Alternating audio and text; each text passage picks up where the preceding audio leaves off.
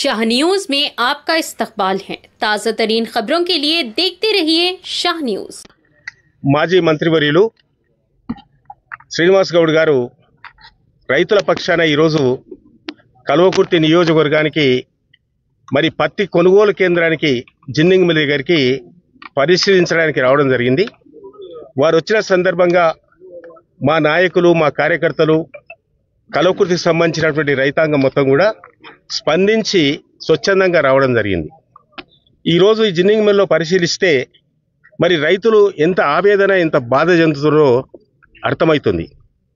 ఈ కేంద్ర రాష్ట్ర ప్రభుత్వాలు విధించినటువంటి ఏవైతే నిబంధనలు ఉన్నాయో రైతును పూర్తిగా కడుపు కొట్టే విధంగా ఆ విధంగా రైతు నష్టపోయే విధంగా ఈ నిబంధనలు మొత్తం కూడా పెట్టి ఈరోజు రైతుకు ఊహించని విధంగా నష్టం కలుగజేయడం జరుగుతుందనే విషయాన్ని ఈ సందర్భంగా తెలియజేస్తా ఉన్నాను. గతంలో ఎన్నలేని విధంగా ఎకరాకు 7 క్వింటాలే మేము తీసుకుంటాము, కనీస మద్దతు ధర కూడా 8,110 రూపాయలు కూడా ఇవ్వము. దీన్ని రకరకాల నిబంధనలు పెట్టి ఈరోజు మరి పత్తి పండించినటువంటి రైతులను పూర్తిగా అన్యాయం చేయడం జరుగుతుందనే విషయాన్ని ఈ సందర్భంగా తెలియజేస్తా ఉన్నాను. కల్వకుర్తి నియోజకవర్గంలో మా మొత్తం 7 మండలాల్లో సుమారు ఒక 2 లక్షల ఎకరాల్లో ఇలా పత్తి రైతులు సాగు చేసుకున్నారు. మరి ఎంతో కష్టపడ్డారు. ఈ వర్షాకాలం కూడా పత్తి మొత్తం కూడా నానిపోయింది. ఆ విధంగా పెట్టుబడి పెట్టిర్రు, కాయకష్టం చేసిర్రు, కూలీలు ఇచ్చిర్రు. ప్రతి రైతులు మళ్ళీ వెనకటికి తెలంగాణ రాకముందు ఏ గోస ఉందో సేమ్ మళ్ళీ అదే వెళ్ళే దారికి దగ్గర కరెక్ట్గా వస్తలేదు, రైతు బంధు కరెక్ట్గా వస్తలేదు, ధర లేదు, గిట్టుబాటు ధర. ఇలా పంట కన్నా ముందు ఎంత పంట పండుతుందని చెప్పి ప్రతి మండలానికి ఒక అగ్రికల్చర్ ఎక్స్టెన్షన్ ఆఫీసర్ ఉన్నాడు.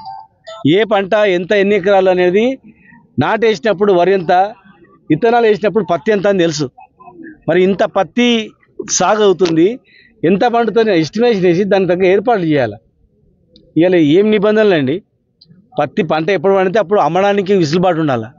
అంతేగాని ఈ డేట్ లోపల అంటే దానికి ఒక నిబంధన, రైతుకు నిబంధన ఉంటుందా? రైతు ఎంత పండిస్తే అంత ఇవ్వాలా అంటే ఎక్కువ పండించడం తప్ప నువ్వు ఎకరాకు 7 క్వింటాలు కొంటాను ఏం నిబంధన అది? ఎవడు చెప్పి ఏ దిక్కుమాలిన నిబంధన అది? మరి 10 క్వింటాలు పండింది, ఇప్పుడు ఏడబోయాలి, మరి ఏడబోసుకోవాలని ఇదే మిల్లు దగ్గర తగలబెట్టిపోయాడు ఒక రైతు. ఏడ్చుకుంటా పత్తిని మొత్తం అంటిపెట్టిపోయాడు. నాశనం అయిపోవాలి ఈ ప్రభుత్వాలు ఇట్లా చేస్తున్నాయని చెప్పేసి. కనీసం కనిపింపగలరు కదా. 7 క్వింటాలు కొన్న తర్వాత మిగతా ఎవడు కొనాలా? అటు జిన్నింగ్ మిల్ల పైన ఆంక్షలు, ఏదో యాప్ పెట్టుకోవాలి, మరి రకరకాల ఆంక్షలు పెడితే వాళ్ళు బంద్ చేసుకున్నారు. ఆ నిబంధనలు వీళ్ళు పాటిస్తలేదని చెప్పి సాకుతో మీరు కొనుగోలు బంద్ చేస్తే రైతు ఎక్కడ పోవాలా?